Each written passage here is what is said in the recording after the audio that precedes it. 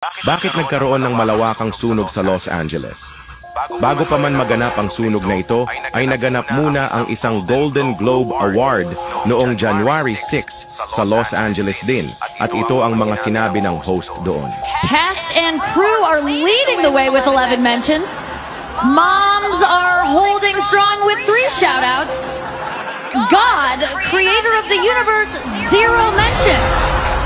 At pagkatapos ngang binanggit ang salitang God is 0 mentioned, ay nagtawanan pa ang mga tao doon. Tapos sabay sabi nitong, No surprise in this godless town.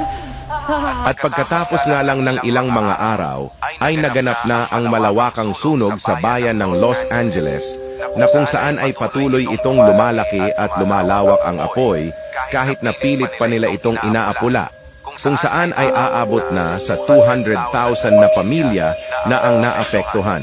Ano sa tingin ninyo? Nagkataon lang ba ito? O parusa na ito ng Diyos sa kanila dahil ininsulto nila ang Diyos na sinabing wala daw ambag ang Diyos at godless daw ang kanilang lugar? God, creator of the universe, 0 mentions. Tandaan mo ito, huwag hahamunin ang Diyos dahil baka magsisi ka kung ipaparanas niya ang pighati sa iyo.